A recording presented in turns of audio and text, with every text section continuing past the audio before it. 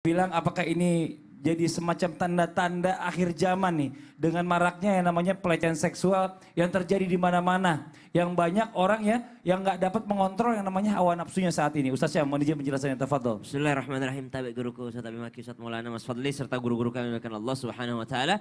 Bismillahi masyaallah la yasuqul khaira illallah. Bismillahi masyaallah la yasrifus su'a illallah. Bismillahi masyaallah ma kana min ni'matin faminallah. Bismillahi masyaallah la haula wa la quwwata illa billah.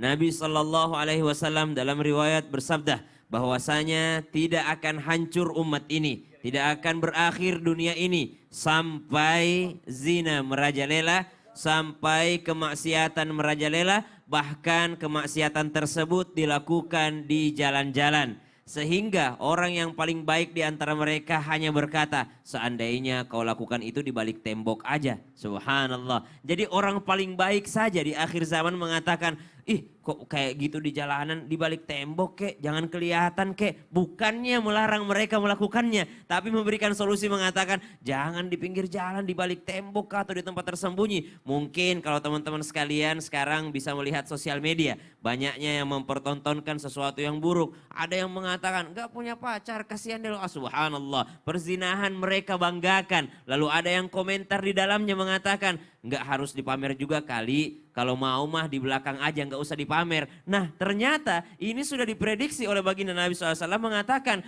perzinahan ini atau sesuatu yang buruk ini akan terjadi di jalan-jalan. Sehingga yang paling baik saja hanya mengatakan kalau bisa di belakang tembok, jangan di pinggir jalan. Subhanallah, bukan melarang. Mereka mengatakan kalau bisa di belakang tembok, jangan di pinggir jalan. Yang kedua dikatakan hingga merajalelanya sesuatu yang buruk tadi atau perzinahan tadi. Maka kita berlindung kepada Allah Subhanahu wa taala karena banyak yang datang kepada Rasulullah SAW. Bahkan ada yang bertanya, ya Rasulullah, mata sa'ah, mata sa'ah. Ya Rasulullah, kapan kiamat? Kapan kiamat? Kapan kiamat? Nabi SAW hanya menjawabnya dengan mengajukan satu pertanyaan, apa persiapanmu menuju kiamat? Nabi tidak pernah menyatakan kiamat kapan terjadi, tapi Nabi banyak memberikan kita tanda-tanda akhir zaman. Umat ini akan hancur, dunia ini akan habis karena dunia pun sudah semakin tua. Nabi mengingatkan kepada kita tentang persiapan kita menuju hari kiamat ini atau persiapan kita menghadapi hari kiamat. Karena kiamat pasti akan terjadi, tanda-tandanya sudah ada, lalu kita diminta oleh Nabi bukan ketakutan, tapi kita tidak bisa menolak tanda-tanda tersebut, hanya diri kita yang mempersiapkan lebih baik lagi menuju hari kiamat.